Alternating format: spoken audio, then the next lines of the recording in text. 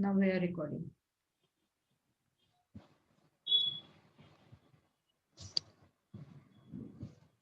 Hello friends, now I request Dr. Manjushree ma'am to take over the presentation of translation. Thank you. Please allow me to share the screen. Yes, ma'am.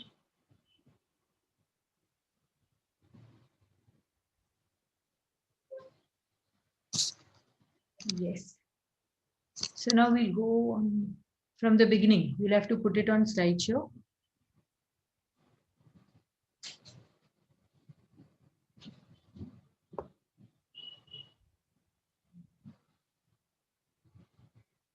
Yes. Next slide. Friends, today we are going to see what is translation. How can we define translation? Now, translation is a procedure where an original text, which is often called as the source text, it is replaced by another text in a different language, often called the target text. Now, translation actually, it is the written mode, and interpreting, it is the oral mode. So if we are doing translation and if we are using written mode, then it is called translation. But if you are interpreting for somebody, if you are doing it orally, then it is called interpreting. Okay. Over the centuries, translation has been regarded both positively also and negatively. Positively because translation can provide access to new ideas and new experiences that stem from a different language community, opening horizons that would otherwise remain unknown behind the barrier of another language. So many things you come to know from a different language. So if translation would not have been there, then you would not have been able to understand the wealth which is there in the other languages. So, and why negative? Negatively because translated text can never be the real thing. After all, it will be always be the second hand. It was earlier also it used to be called as the second hand thing. They remain something second hand, then a kind of inferior substitute for the original. Now, from the positive perspective, translation has often been compared to an act of building bridges. So, if you are going to understand two cultures, if you are going to understand people from different parts of the world, it is definitely going to act as building bridges or extending your horizons. Now, translators are valued because their act of mediating between different languages, cultures, and societies provide an important service for people who only speak their mother tongue. So people who speak only their mother tongue, they would really be benefited. They would understand different cultures only because of translation. Now, seen from a negative perspective, any translation clearly lacks originality. That is there. It merely gives people access to message that already exists in another language. So translation is of its nature a type of secondary communication. And in the process of translating an original communicative event, it is replaced, it is repeated in order to enable persons to understand and appreciate the original event from which they would otherwise be excluded. So it is a benefit for all the people if things are translated. Yes. In translation, we have backwards orientation. That means generally the content of the original text needs to be kept equivalent in the translated text. So content is very important. The content needs to be translated and it should be equivalent. This word equivalent is very important. When you are transferring the or translating the content in another language, it should be equivalent. Now, what do you mean by equivalent? That we'll see in the coming slides. This type of equivalence is called semantic equivalence, where the words, you are finding out similar words, okay, to communicate the concept or the idea. So it is the semantic equivalence. If we now take the forward orientation into account, we notice that semantic equivalence is often not sufficient. We also need another type of equivalence. one that takes account of the style of the translated text. So that is also important, the style of the text, the content. Like for example, if it is a poem, if it is an ode, then it should be translated as an ode only. If it is a poem, if it is a lyric, it should be translated as a lyric. Then only the what if it is a lyric, then the whole, what you say, the emotions and the layout of the lyric, the style, everything should be in the same way. It should go into the target language also. Now, its level of formality and the way its different parts hang together, they are also important. So they all go into the style, how it is put together, how the how the text of the, which is in the source language, how the style should be, the same style should be going into the target language. Now we may call this pragmatic equivalence. So in pragmatic equivalence, we take into consideration the content also and the style also. So generally speaking, pragmatic equivalence, it characterizes the way language is used in a text. So in saying that in translation, the two texts, the source text and the target text, they are equivalent. We mean that they are comparable. You can compare them. They are comparable in both the semantic also and the pragmatic meaning also. Okay. Now translation generally involves two phases. The first phase, in which the translator understands and interprets the source text. Okay. And the second phase, in which the translator's interpretation is rendered in the target language. So in other words, it is not the case that the translated text is simply a reproduction of the original text. It's not so.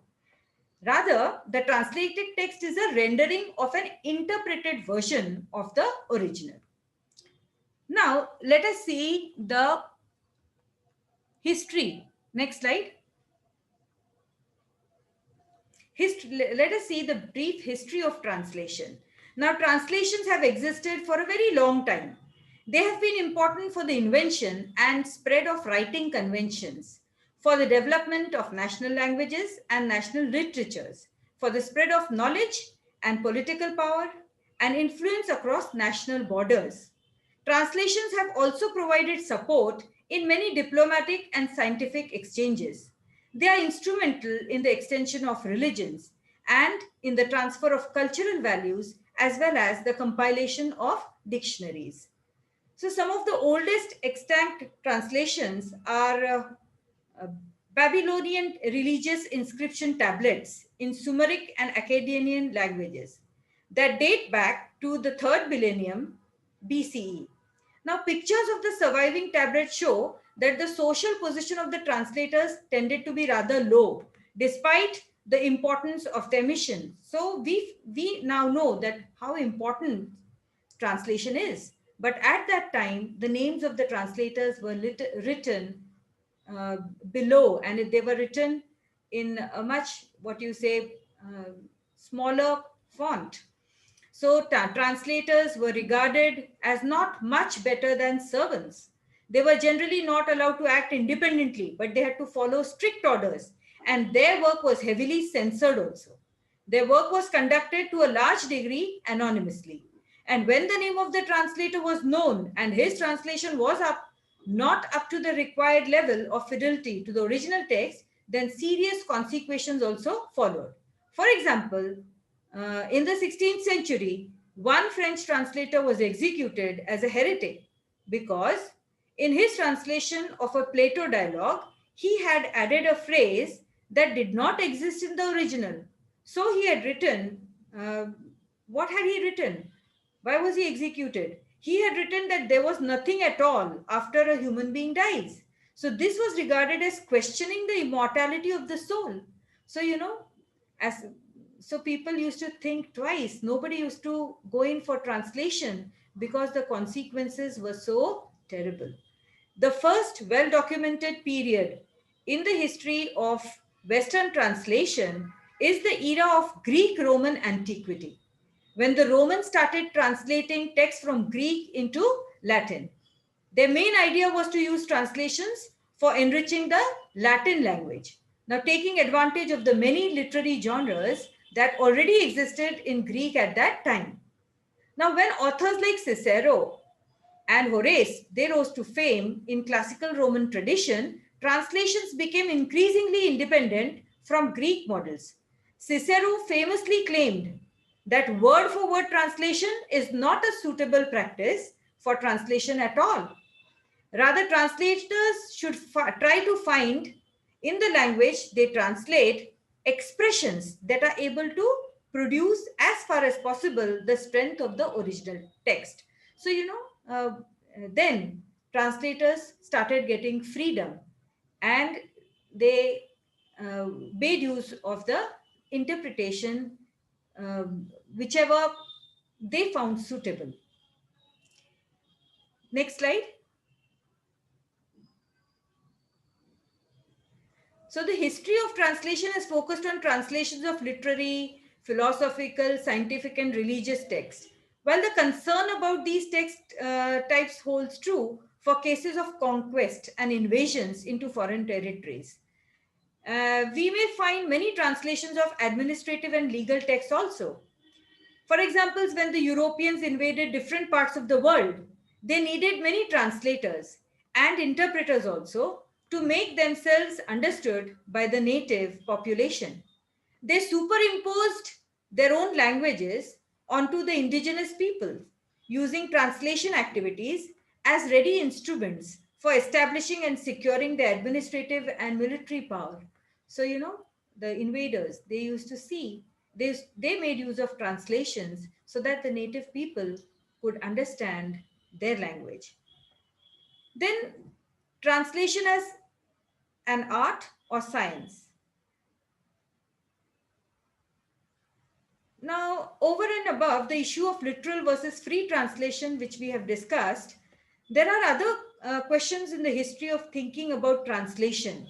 Now, one such question relates to whether translation is to be looked upon as an art, in which case, often with regard to literary translation, the worth and success of the translation is said to depend to a very large extent on the intuition and the competence of the translator. Now, how if one looks upon translation as a subject to be studied, as a science, the person of the translator and his or her capabilities will not be the center of attraction. So here, the center of attraction is not his capabilities, but more objective criteria for producing and testing a translation will need to come to the forefront. So that is more important. Okay. The objective criteria will be more important. So, and another abiding question about translation has regularly revolved around whether the content of a text is to be of prime importance or whether it is the form of the text that deserves most attention. So in this connection, a distinction is often made between translation of literary text and translation of pragmatic or non-literary text. In the case of literary text, the linguistic form is never arbitrary. This means that the form needs to be considered essential in any translation act. So in any translational act, the form needs to be considered. So in the case of non-literary text, it is the content that needs to be preserved. So often at the expense of the linguistic form. Now language is here believed to be a mere vehicle transporting the content. Now in the case of literary text, on the other hand, the linguistic form and the content are seen as single inseparable unit. So when you are considering a literary text, the way translation is done is different. And when you are handling a non-literary text, it has to be done from the objective. It should be objective point of view. Objectively, it should be done. Next slide. Now, human and computer mediated translation. So translations can be performed not only by a human being, but also by a computer. Now, computer mediated translation can be fully automatic and they can be semi-automatic too. Now, in the former case, as far as the computer mediated translation, which are fully automatic, a source text is fed into a computer and the translation is exclusively performed by a computer. And now in this, no human involvement is needed, or no further editing is done, or it is not required.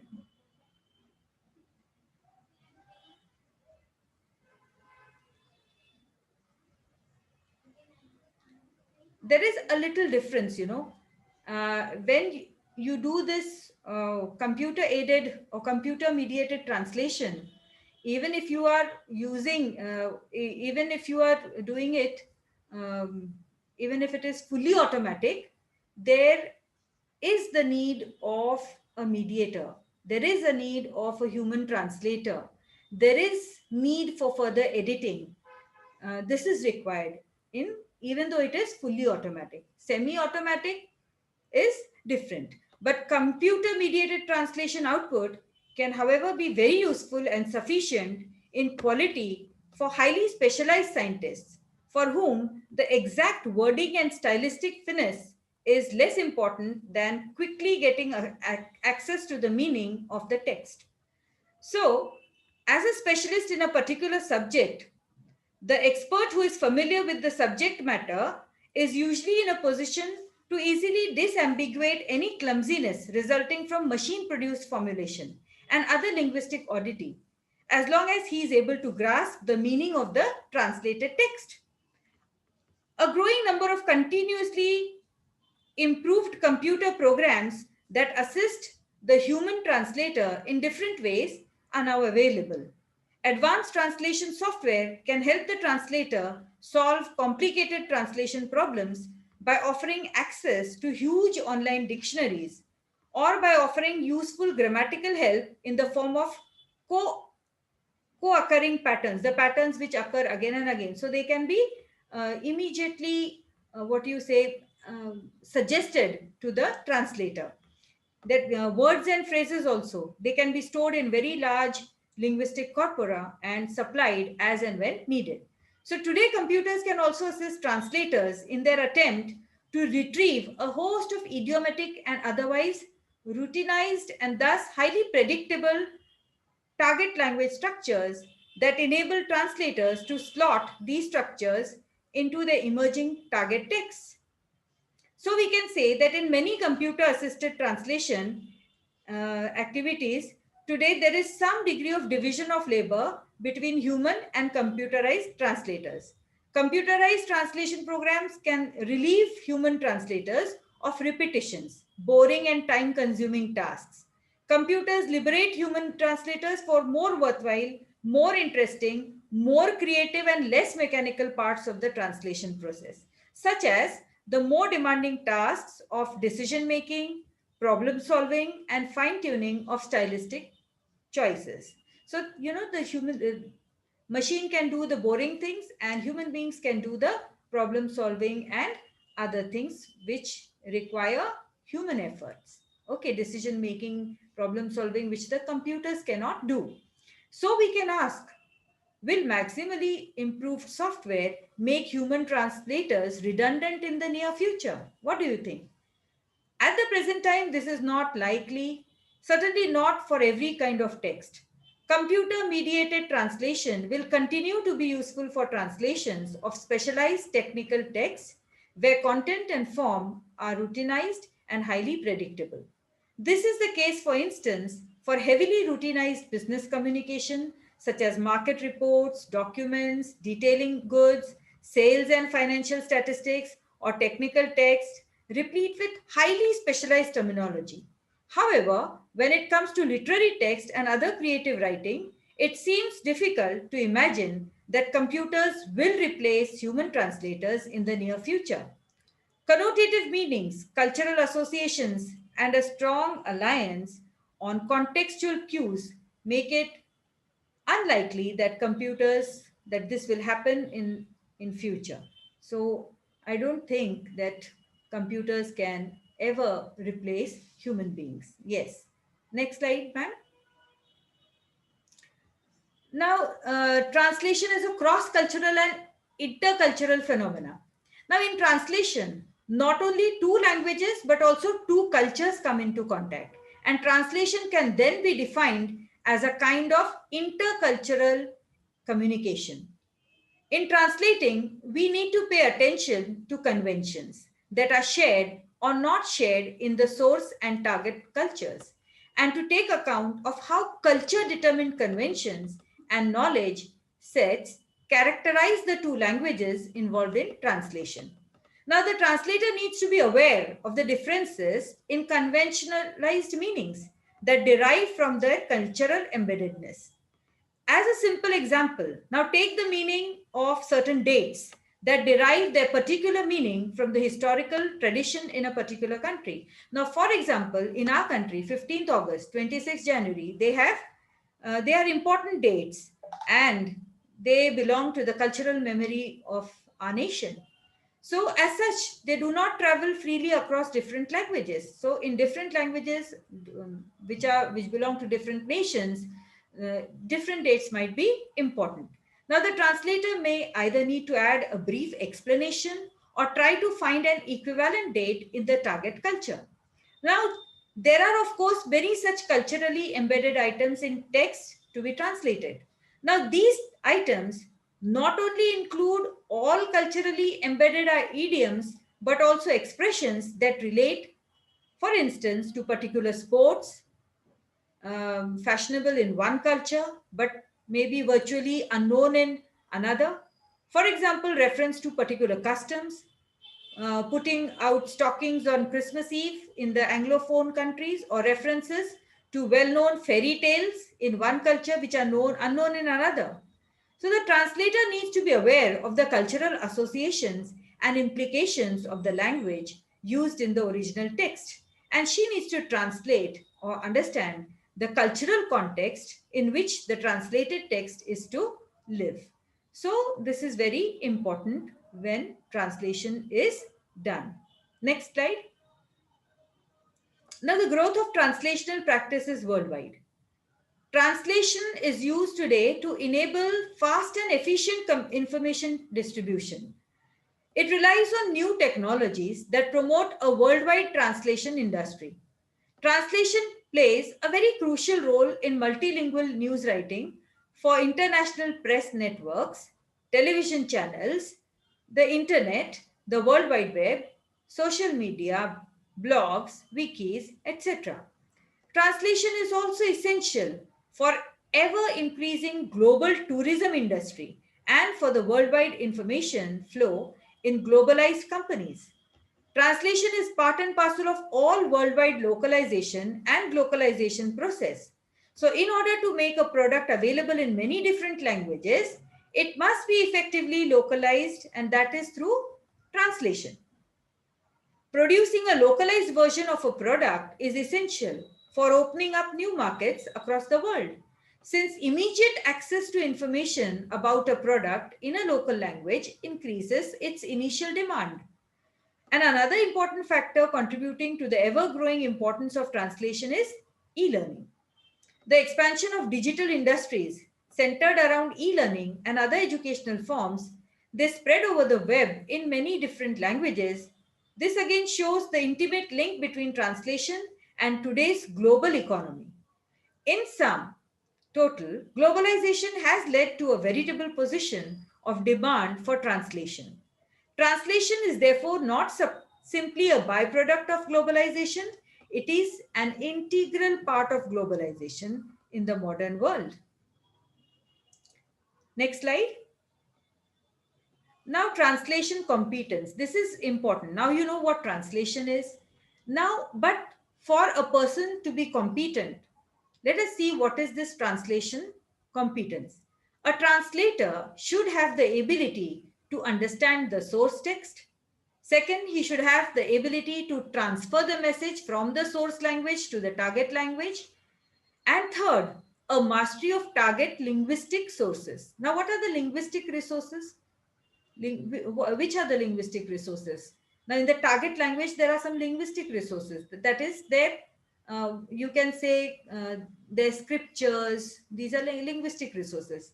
The books wherein the books in the target language. The person should have a knowledge about the history, about all these will form the linguistic resources. Okay. Because if you want to understand the idioms and phrases, you should have the linguistic resources. If you don't understand the culture, if you don't, then you will not be able to understand the idioms and phrases. So in other words, not only does a translator need to know his two languages, he must also have the ability to transform a source text into a target text. Necessary for translation are therefore these three basic skills. First is the source text processing skills, then transfer skills, and target text related skills. So text related skills are these linguistic resources which the translator should be aware of, and he should know all these basically. To this basic tripartite competence, we can add other components such as extra linguistic competence. So if a person has, if I'm translating language text, if I know that language, if I'm doing a translation of history text, if I'm a professor of history, maybe I would be in a better position to understand the historical text which I am translating. So professional competence, if I belong to that particular profession, strategic competence, cultural competence, all these are essential. They are added. What one may call the core translation competence is often said to refer to transfer competence. And it is this transfer competence which distinguishes a translator from a bilingual person. Maybe a person knows two languages, but that doesn't mean that he will be a good translator or he will be able to translate or do justice to the work which needs to be translated. So translation competence is very essential. So translation competence is essentially about mediating between two languages and cultures rather than simply knowing and being competent in two languages and cultures. So just knowing two languages is not enough. You should have the translation competence also. So while languages are the raw material with which translators need to conduct their work, knowledge of this raw material is clearly not sufficient for what the translator needs to know, because she's working between two languages. So for a translator to be competent in working between two languages, she needs to be aware of the lexico-grammatical and pragmatic differences and similarities between the two languages she is dealing with in translation. So this includes knowledge and awareness of language use in discourse. That is, a translator needs to be aware of the role of context in language use, of register and genre similarities and differences both between the two languages. So she needs to be aware of the rules of textual coherence and cohesion in the two languages. And over and above all this, the crucial transfer competence needs to be added. That is, knowledge and awareness of the equivalence relationship between the two languages. So about the equivalence relationship, we spoke in the first slide. Okay. Now the next slide. Now whatever we have discussed as far as that theoretical part was concerned, now that was the basic thing which a person who is going to do translation should know. What is the source language, what is the target language, and what are the things which are required when you sit for translation, what is the translation competence which is required when you are setting forth to do the translation work. Now here is a translation which I have taken from the net. Let us see whether this does justice to the translation, whether this does justice to the poem, which is by Sarojini Naidu. It is, the title is Indian Weavers. It's written by Sarojini Naidu. Let us see the translation which is given in Hindi. So let us read the poem. Weavers, weaving at break of day, why do you weave a garment so gay? Blue as the wing of a halcyon, wild, we weave the robes of a newborn child. So weavers weaving at break of day. तो let us see the translation. जुला हो, दिन के आरंभ पर बुनाई कर रहे हो. आप इतना आनंदमय कपड़ा बुन रहे हो. इतना नीला जैसे कि जंगली धीर के पंख हम एक नवजात शिशु के लिए लबादा बुन रहे हैं. Now see whether the style, whether the translation has been done, but what about the poetic feel, what about the poetry which is there in this English poem? Whether the whole, you can understand the meaning of course, but whether the style, whether the form has also been translated properly. See, when I'm reading this, weavers weaving at break of day, why do you weave a garment so gay? Blue as the wing of a halcyon wild, we weave the robes of a newborn child. Now, here, if I read this, you will understand. जुला हो, दिन के आरंभ पर बुनाई कर रहे हो. आप इतना आनंदमय कपड़ा बुन रहे हो. इतना नीला जैसे कि जंगली धीर के पंख हम एक नवजात शिशु के लिए लबादा बुन रहे हैं. Now see, the third and fourth line, they don't rhyme at all. So, though we understand the meaning of the lines, still the form is not up to the mark. It can be done in a better way so that even the lines should rhyme. Okay. Now the meaning is communicated. See, weavers weaving at break of day. So weavers are julaha, people who weave cloth. What are they doing? दिन के आरंभ, break of day, दिन के आरंभ पर बुनाई कर रहे हो. Okay. Why do you weave a garment so grey? आप इतना आनंदमय कपड़ा बुन रहे हो. Why? क्यों बुन रहे हो? Okay. So आप इतना आनंदमय कपड़ा बुन रहे हो. Then blue as the wing of a halcyon wild. This halcyon it's a wild bird and it is blue in color. So in Hindi it is called dheer. So itna neela. So now this is a comparison. How blue it is? Blue as the wing of a halcyon wild. So here itna neela जैसे कि जंगली धीर के पंख. We weave the robes of a newborn child. हम एक नवजात शिशु के लिए लबादा बुन रहे हैं. So this is not poetic, though the sense has been communicated, but still it is not poetic. Next slide.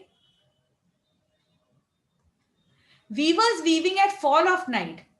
Why do you weave a garment so bright? Like the plumes of a peacock, purple and green, we weave the marriage veils of a queen. Weavers weaving at fall of night, why do you weave a garment so bright? जुला हो, रात के आगमन पर बुनाई कर रहे हो. तुम इतना उज्जवल वस्त्र क्यों बुन रहे हो? Now this little bit it rhymes a little bit. Let us see. जुला हो, रात के आगमन पर बुनाई कर रहे हो. तुम इतना उज्जवल वस्त्र क्यों बुन रहे हो? So okay, this can be considered. Now, like the plumes of a peacock, purple and green, we weave the marriage veils of a queen. जैसे कि मोर के पंख हो बैंगनी और हरे, हम एक रानी के विवाह का घूंघट बुन रहे हैं. Now see, it is not rhyming. So the poetry, the poetic sense or the poetic effect has gone. So जैसे कि मोर के पंख हो बैंगनी और हरे, see, it is not poetic. So though the sense, it is just word to word translation, you can say, but the form and style, it has gone.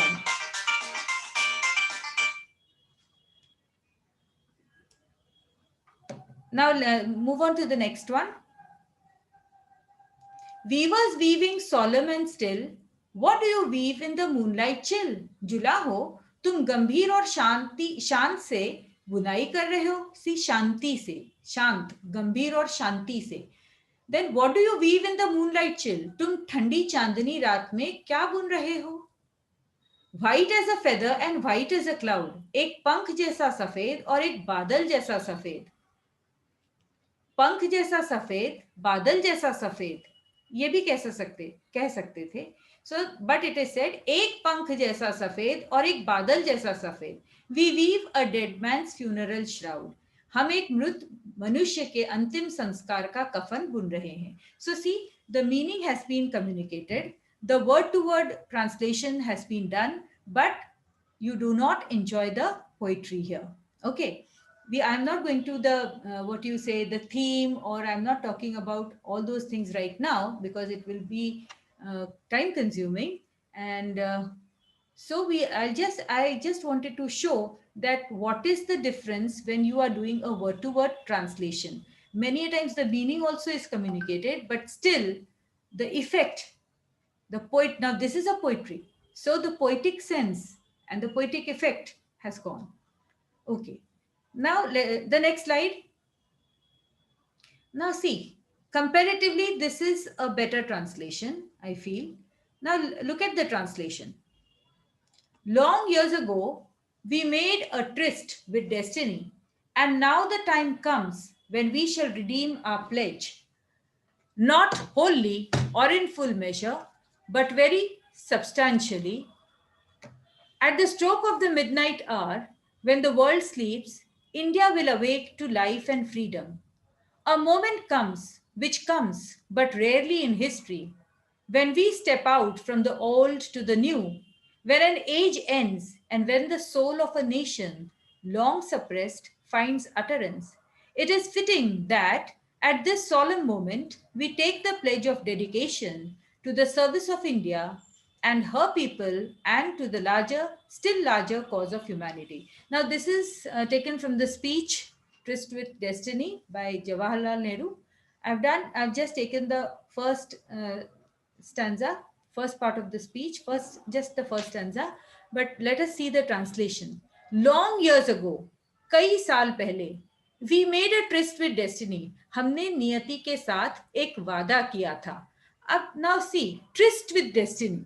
Now, tryst is actually, if you just, if I would have translated this text, I would have seen the meaning of tryst. Now, the meaning of tryst is date with destiny. Okay. But here, the poet has used his own interpretation, but to communicate the essence of the text. So while he is doing this, the essence of the text is really communicated. So long years ago, we made a tryst with destiny, and now the time comes when we shall redeem our pledge. So कई साल पहले हमने नियति के साथ, destiny, नियति के साथ एक वादा किया था, और अब समय आ गया है कि हम अपना वादा निभाएं. Now see, redeem our pledge. So redeem is to get back, and our pledge is promise. So again, we would have used, we are mere translators, maybe we do not, we would not have, if a person is doing word-to-word translation, then the effect would not have been so beautiful. So that is the difference. So I showed you the difference when you are doing the translation word-to-word. But see here, now the translation is not word-to-word. So the translation is beautiful, because though it is not word-to-word, it communicates the sense. See, we shall redeem our pledge. That is, हम अपना वादा निभाएं. Not wholly or in full measure, but very substantially. So see, पूरी तरह न सही, पर बहुत हद तक तो निभाएं. Okay, बहुत, but very substantially. But see, they have added that निभाए. Okay. So that is the beauty of it, that you add something of your own, so that the translation is, so that justice is done to the translation. At the stroke of midnight hour, when the world sleeps, आधी रात के stroke के समय. Now the stroke word is English word, so we can use something else. आधी रात को, या 12 बजे, या what we can say, at the stroke of midnight hour, 12 बजते ही, या 12 बजे, जैसे, जब की, ऐसा हम कह सकते हैं. So instead of stroke, but doesn't matter. आधी रात के स्ट्रोक के समय, जब दुनिया सो रही होगी, भारत जीवन और स्वतंत्रता के लिए जाग जाएगा. Okay. So India will awake to life and freedom. A moment comes, which comes but rarely in history. ऐसा क्षण आता है मगर इतिहास में विरले ही आता है. सो सी, बहुत, अब विरले, विरले is the word which is used for rarely. So जो बहुत, जो कभी कभी आता है. A moment comes which, a moment comes but which comes very rarely in history. When we step out from the old to the new, when an age ends, जब हम पुराने से बाहर निकल नए युग में कदम रखते हैं. And when the soul of a nation long suppressed find utterance. So see, जब एक देश के लंबे समय से दबी हुई आत्मा मुक्त होती है. Now see here, दबी हुई आत्मा मुक्त होती है. यहाँ पे मुक्त होती लिखा है. But in the original, see the words. What are the words in the original text? When the soul of a nation long suppressed finds utterance. So here the soul is finding utterance. But to communicate, what has this translator said? जब एक देश के की लंबे समय से दबी हुई आत्मा मुक्त होती है. सो यहाँ पे कहा गया आत्मा मुक्त होती है, उसको वाचा मिलती है या उसको शब्द मिलते हैं या it finds utterance. So this has been converted into mukta. Actually utterance is not mukt. Okay, but to communicate the essence, this translation is a good translation. It is fitting that at this solemn moment, we take the pledge of dedication to the service of India and her people and to the still larger cause of humanity. It is fitting. यह संयोग ही है कि इस पवित्र मौके पर हम इस पवित्र मौका, ना solemn moment is पवित्र मौका. Okay, many a times pavitra is pure, but here solemn is serious, formal. It is has some tones of purity also. इसीलिए कहा गया है पवित्र मौका. पवित्र, that is solemn moment. We take the pledge of dedication.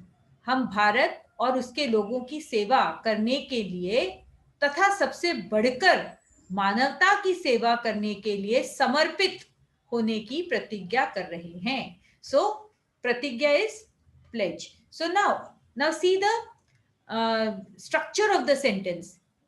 In Hindi, as you know, the structure is different, and in English, how is the structure? It is subject, verb, object. But what happens in the Hindi and Devanagari languages, Devanagari scripts? What happens is it is subject, object, and then verb. So therefore, the arrangement of the words is different. So the translator has to keep this in mind.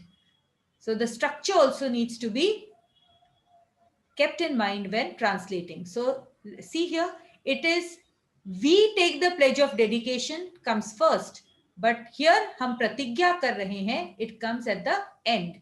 So this is how you can see the structure of the sentence, how it changes according to the language in which the text needs to be translated. Yes, next. Now I have given another translation of the same paragraph. See here. Long years ago, we made a tryst with destiny. So this translator has dropped long years ago and he begins with हमने नियति को मिलने का एक वचन दिया था.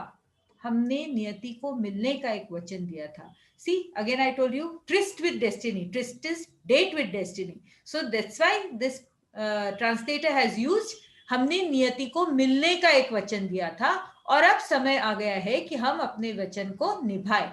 So see the difference in the translation.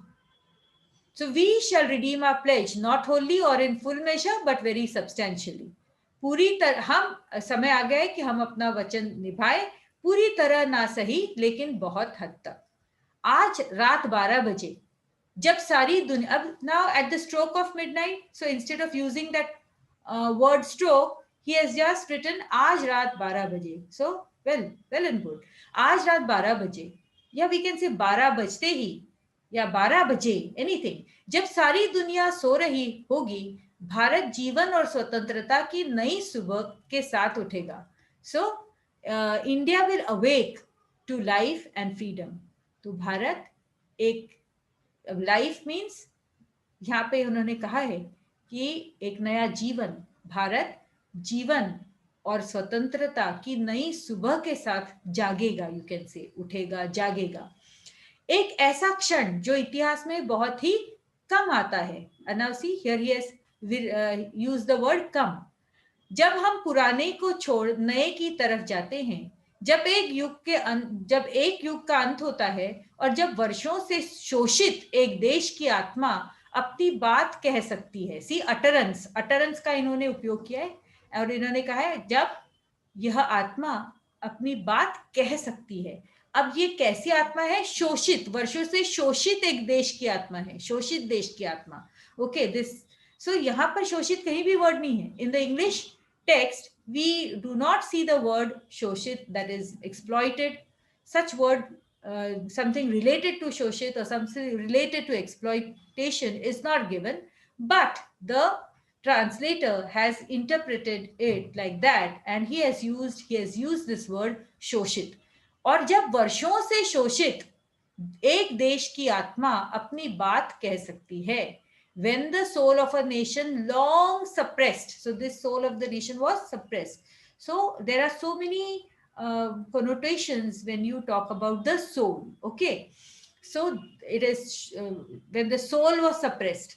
So how can the soul be suppressed? So this is देश की आत्मा जब बहुत सारी चीजें सहन कर रही थी। ओके, ये एक ऐसा संयोग है कि हम इस पवित्र मौके पर, again for that solemn moment this person has used पवित्र मौका, पवित्र मौके पर हम समर्पण के साथ खुद को भारत और उसकी जनता के की सेवा और उससे भी बढ़कर सारी मानवता की सेवा करने के लिए प्रतिज्ञा ले रहे हैं। So this both the last part is the same, the translation. So which translation I think do you think is better? I think the first translation is better, but you can take help of some of the sentences from this also, but the first translation is definitely better than this one. So we see that instead of word to word, this translation has a little bit of word to word translation, more of word to word translation, but we enjoy the previous one better. Yes, next.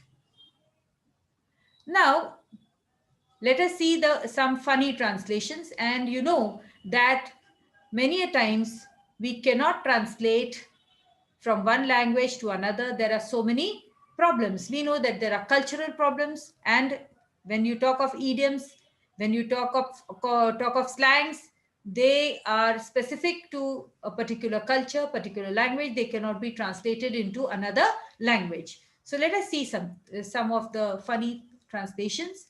How are you, sweetheart? So in Hindi, it will be aap kaise ho meethe dil. Okay. So if you are doing it word to word, then it will be a funny translation, because that is why I was saying that you should see the essence. Okay.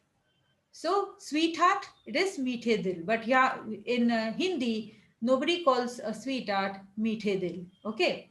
Let's hang out. So the Hindi translation will be chalo bahar latakte hain. So again, it is a funny translation. You have to see what let's hang out means, and you have to, maybe it will not be a word to word translation, but the essence, the meaning should be communicated.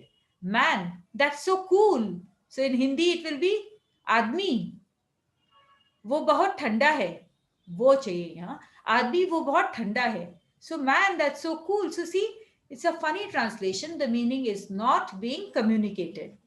Now here, wanna chill, you wanna chill. So in Hindi it will be जम जाना चाहते हो, बर्फ जैसे जम जाना चाहते हो. So it is a funny translation. The next, you are the apple of my eye. So the Hindi translation will be आप मेरी आंख के सेब हो. Actually in Hindi it is आप मेरी आंख, तू मेरी आंखों का तारा है. Okay. So here again you have to see the equivalent. When we are talking of the equivalent, you have to see the equivalent and then use it accordingly. For example, here again, are you nuts? So that means are you crazy? But see, iska translation, क्या तुम मूंगफली हो? So you cannot, this type of translation is word to word translation. And so the person who is not competent, see, a person might know English and the same person might know Hindi also, but Just being bilingual is not enough. You should know the, yes, the culture, you should know you should be linguistically competent also. Now, for example, are you nuts? That is, are you mad? Or if there is if it is, um, दाल में कुछ काला है, दाल में कुछ काला है means there is something black in the lentil soup. Will you say like that? No, you will say that there is something fishy. दाल में कुछ काला है means there is something fishy. So you have to find out the idioms, the proverbs in the target language, and you have to translate it accordingly. Otherwise, then these funny translations, you would uh, get these funny translations if you are doing word to word translation. Okay. Next, see, there are certain words which cannot be translated from one to other language. Why? Because they are language, they are culture specific. They are particularly about uh, the things happening or things related to that particular country, to the culture.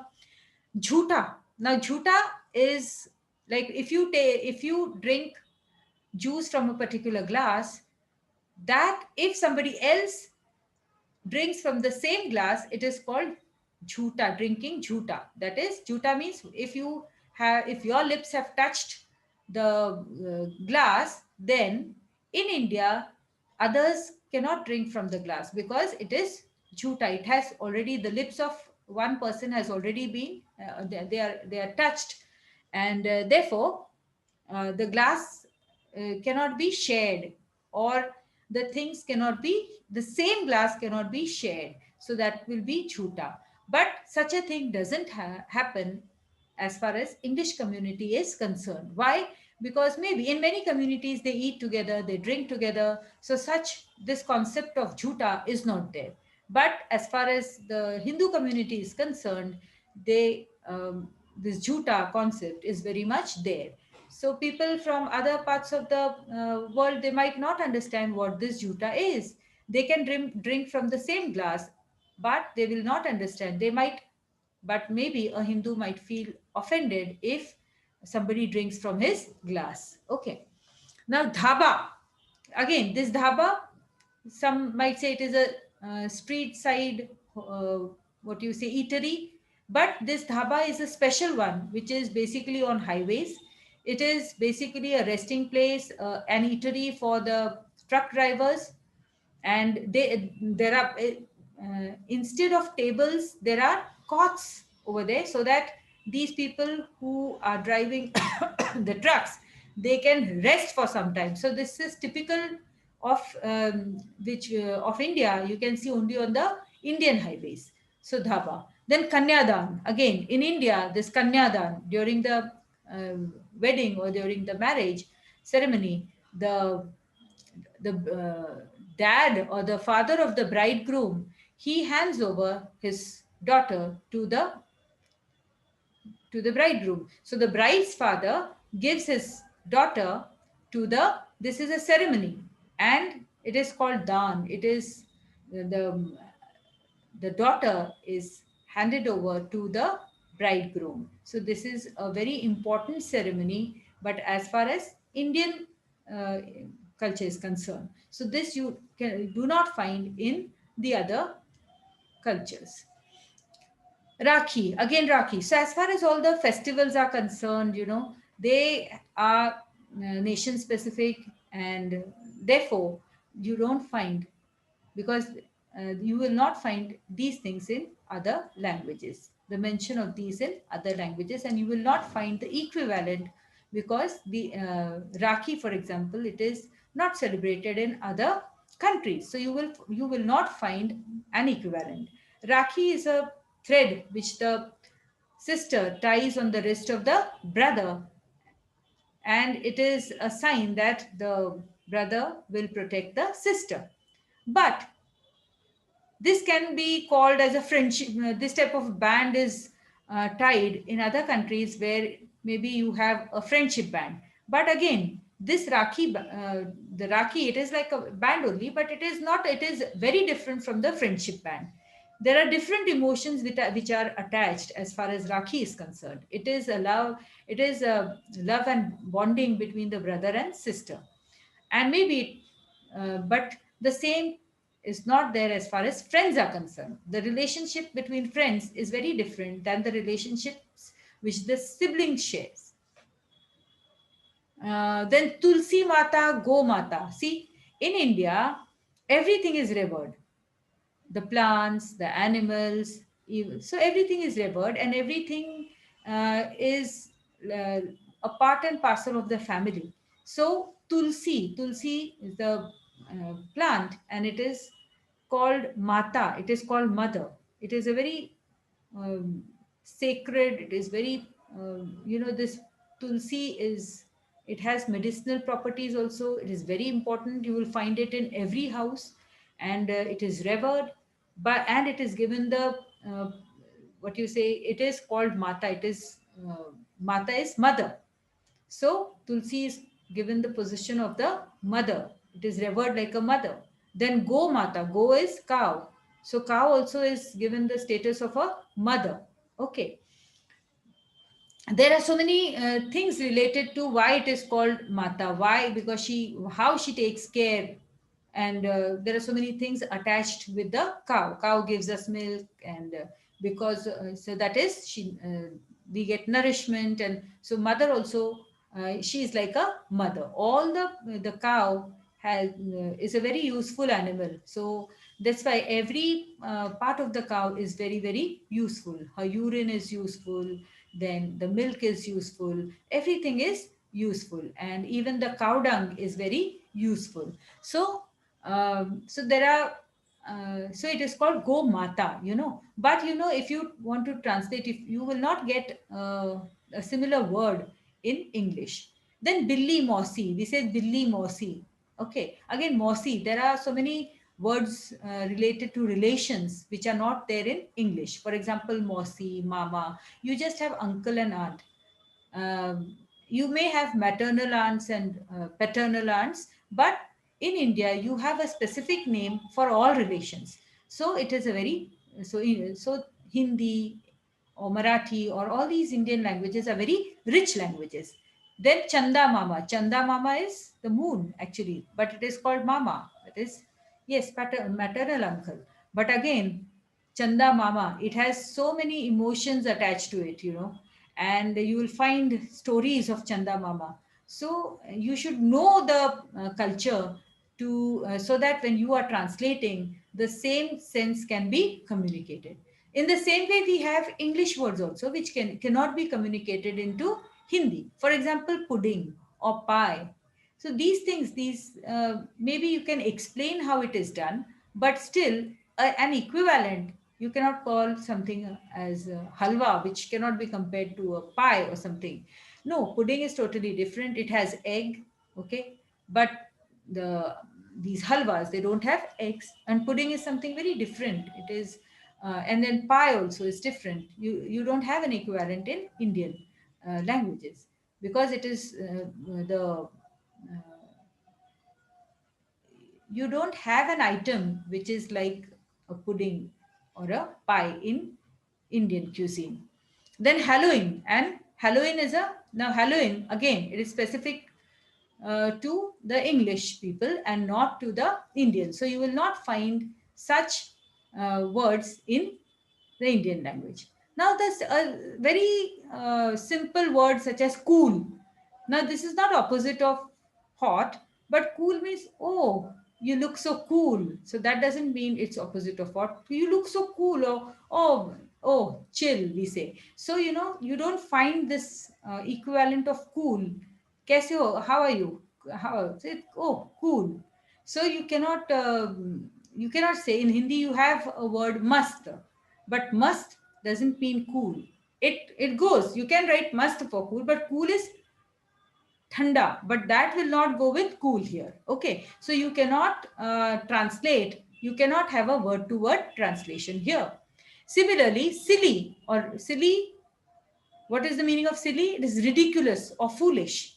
But 500 years ago, this word silly, it meant happy, blissful, lucky.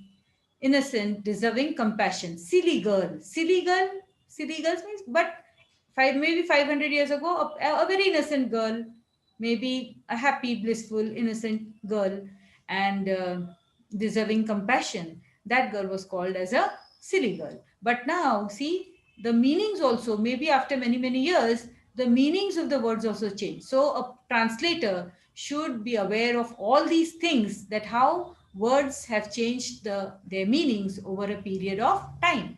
So this is also very important. Next slide. Okay. Now, dharma. I have translated this book, Dharma, and I'll just explain one word, how this word has different meanings. Now, dharma doesn't mean religion. Most of us feel that dharma means religion. But in India, dharma means law, it means duty, it means charity, it means kindness, it means virtue, it means honesty, sympathy, morality, cooperation. So one word can have a number of meanings.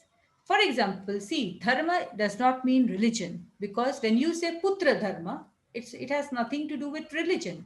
Putra dharma, that is the law, duty, that is the duty of the son. Putra dharma. Matru dharma is the duty of the mother. So that is matru dharma. So here this word is used as duty. Then prakruti dharma, that is the law. It is the law of nature. So nature also follows particular laws. If there is a breach in law, you know the effect is very devastating. Dharmarth hospital. Dharmarth hospital means maybe in this hospital they don't charge money. Okay, it is free service. So Dharmartha hospital. Dharamshala, where people can come, travelers can come and stay, and it is a dharmshala where they don't charge money. Basically, dharma is hospitality. Dharma is it is done out of what you feel from inside. It is not for money. Okay, it is if you feel love for somebody, if you want to do some charity, if you, so these are the things which are done for the people. Basically, dharma has to be followed in relation to some person, not in solitude. Now for dharma to exist, you need somebody on whom you will use this dharma. For example, if I say putra dharma, but if I for example, matru dharma. If I'm a mother, I want to follow this matru dharma. But if I don't have a child, how will I follow matru dharma? So for me to follow this matru dharma, I require a son, isn't it? So I require somebody else. This dharma cannot be done in solitude. In one person cannot do it. You require somebody else. So okay, the same things follows with putra dharma also. So how will a putra follow his dharma if he doesn't have parents? If his parents have passed away, then what putra dharma will he follow? Okay. Then if in India beggars say dharma karo maya dharma karo. So that is dharma karo. So that is give something in charity. So okay. So dan karo, dharma karo. So that is dharma. Then dharma kosh. So in the olden days, the kings used to have their funds for their people in the kingdom, and these funds were reserved for the people, and therefore it was called dharma kosh. Then dharma ghadi. So the huge what do you say, clock tower, uh, it used to be there in the marketplace, so it used to be called as a dharma ghadi. So it has nothing to do with religion. Then dharma yudh. Dharma yudh is not for the sake of religion. It was dharma yudh. Mahabharat was a dharma yudh. So dharma yudh is it is the yudh. It is the war for to fight against the evil. Okay, so it is dharma yudh. So these are the different meanings of dharma. So if one doesn't know how dharma is used in different connotations, what the different connotations are, then the translator is bound to make mistakes if he is not aware of the different meanings of dharma. Yes. Next. Okay, with this, I come to the end of my translation. I hope you must have enjoyed. These are some of my creative things which I would like to show you. This is an embroidery work which I have done. Yes, next. Then these are some of my poems which have been published. Renu ma'am talked about Man Fears Man. This is the poem which was prescribed for standard 10. Yes, we are With already the late. first man. Yeah. Huh? Yeah. Okay. These are the poems that you had written. Yes, and there are many. These are just two which I'm showing here because we talked about Man Fears Man. So I'll just read. I'm not going to explain. I'll just read. Man fears man. Oh, what a pity when man fears man. The most divine creation's intellect goes wan. The shuddering cruelty, the quaking crime. How can death on life become prime? Man is man's kith and kin. Killing one another is no one's win. Love is God, love is life. Perception will abate, strain and strife. Everything is timed, will turn into dust. Why this terror? Who are these terrorists? Oh, nothing but life's fogs and mist. Reason's sunshine, emotions rain. Beautiful rainbows, happiness gain. Nature is universe, timeless, priceless. Limit your aims, curb your lust. Sans boundaries, erect fearless. Open your mind, the path will appear. Together we will shine, abolish all pain. No one is strange, no one to fear. Ensure this life is not in vain. So, this was written when we had the terrorist attack on Hotel Taj. So, even now we feel that yes, because of these activities, now we feel that whether really man needs to fear man now. It's Okay. a beautiful composition. Yeah. Just from your heart. Yes, because see, in society everywhere we are visualizing these things. We find that how even the institution of marriage is now going down. So we feel that man is fearing man only. Everywhere we are afraid of man. We don't have faith now remaining on man. So therefore it was a very touching moment when the terrorists attacked this Hotel Taj and so many people were killed. So I felt like writing on that. Okay. And this is the umbilical cord. I'll just read it fast. Your captivating innocent look fills me with love. That is peace, fulfillment. I'm blessed, my Lord above. Oh, how your silent words speak all. I miss a beat. My heart answers your call. This divine chord can never be severed, an almighty wish ever revered. He's here, yes, he's there, yes, there, and everywhere. His presence is felt in a mother's care.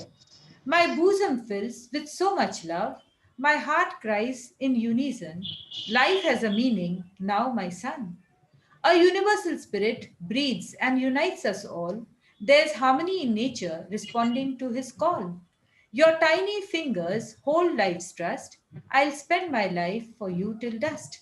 This selfless devotion is God's miracle. With you forever, I'm entwined by this cord umbilical. This So, is something that pulls your love son. towards your son, Yeah. and it is metaphysical also because you have taken the relationship with the human to nature. So uh, Yes. There that are is so many things. There are so many things which are there in this, and so therefore it is very close to my heart. That's why I read these two poems. Yes. So now the next is. So we've come to the end of the this right. session, Sure. and it was really interesting talking to you, Renu. And No, it I was hope really I hope you like this presentation on translation. yeah. It was really very good. Why I will tell you because the funny translation, other translation is we I was knowing about the. It's very difficult to bring the original text to the source language to the target language. There are certain issues. It has to be contextual. You have to bring the essence, the sense. But the funny translation, I was, I was aware, but not very much into it, because I never thought such things are there. But when you said Go Mata and Billy Mousy, yes, these words, these Mhm. words are culture specific, Yes. and it is very difficult for a translator to know, if the translator does not know about the culture of a particular language, Yes. then it will Yes. be very difficult for the translator. So the translator's competency Yes. in bridging the gap between both the language is a must. Yes. So, Yes. and it was really a funny translation. Yeah. And why, only when you know why this is being said, why Chanda Mama, why is Chanda Mama, why is the moon called Mama, so why is Billy Mossy, you should know the culture. For that, should know the culture. Just I told you that there are so many meanings of the word dharma. So if a person doesn't know all those Hmm. different meanings, then he will not be able to translate. As it is, whenever we talk of equivalence, even though there are synonyms, but still every word has a different, what you say, hue. Every word has a different shade of meaning. Shades, For yes. example, when you say gaze and stare, both the words mean looking continuously at something. Okay, when you are staring, you are continuously looking at something. When you are gazing also, you are looking continuously at something. But gazing has a positive meaning. Gazing has you gaze at the stars, you don't stare at the stars, isn't it? So you Yes. gaze, and then so that small difference, that shade of difference also, it makes a big Matter. difference. Yes, because if the translator doesn't know the shade of difference, he might land up into trouble, because the meaning might be very different. And again, the same word can be used as a noun and as a verb. Hmm. So in the sentence, he should know in what context, what is the meaning of that word, in what context that word has been used. Only if he knows that, the translator should be aware of both the languages, both the cultures also, to be a competent translator. So that is And what. along with that, linguistic resources should be apt, means you should know the style, the Yes, semantic, yes, everything. because yeah, if you say peep and saw, Hmm. so peep and saw has a different meaning, but Yes, they are considered tautology, but still they have a different meaning. yes. Yes, No. just so that is why the so many things go into translation. It is not just knowing two languages. So there are so many things which go into translation. So therefore, translation is not, what you say, in the earlier days. Translation was not considered to be. It was second hand. It was considered inferior to the original one. Definitely, it is not the original thing, but still, lot of efforts, lot of creativity, and the interpreter, a person should interpret it in the correct sense. Then only the, what you say, it will be translated in the uh, correct way. So Yeah. In the the beginning, the issue was that there was word to word translation, but now, because of various theories that have come into being of Nida and various other, like Jacobson, they have brought contextual culture into it, and therefore we always call the translated or the target text as parallel text, so yes, that there is no hurt between one the is not original and, inferior. Yeah, one is yeah, not inferior to one the will. other. Yes, yes, So yes, that has come into being. Let's see. And when you spoke about localization, yes, it has become an industry itself. Translation has become an industry. So if you have the skill, it will help you to get boost your career, yes, because there is a requirement of translators at various places now, as yes, far as localization is concerned. yes, yes, What area specific? yes. So So yes. translators have a bright future now, yes, because everybody is online, everybody internet. So you can make use of internet, and there are so many already languages are there on internet, but still so much of work Yes. needs to be done. Yeah, So much, computer yes. mediated also, when you spoke about computer mediated, I still feel you require a human to ornament it, because Yes, yes. sometimes Google translation or sometimes computer aided translation does not give the exact meaning that that is your word to word Yes, translation, yes, that contextual. I told you how funny it is, isn't Mhm. it? If you do that word to word translation, Yeah. but still, what I feel is I have been using this Google Translate, but it has improved a lot. Earlier Now, it was a very horrible translation, but now it has improved a lot. And a person who is a good translator, he can, because he knows the where the computer has made a mistake. So only that, but still he can get a lot of help from Google Translate. So these things are very useful. so No. the people working behind the software also are good translators. They are trying to bring those, Yes, yes. uh, So much of work is being done. mm, Yes. And you get, the moment you put the idioms and you get help from the computer. You get help. There is so many things are already stored. And so this is going to be useful, no doubt. so yes, blending type of work. So Yes. thank you, ma'am. It was a very, very wonderful session, and you have thrown light on various aspects: equivalence, variable, reliance, coherence, quotient, and the competency. So all these things is required when a student is learning a translation, and Yes. this will be very helpful to the students who are going to appear for the exams also, the various aspects, the various theories that you have put in. So thank you, ma'am, and thank you, audience, for this wonderful session. Thank you. Thank you, ma'am.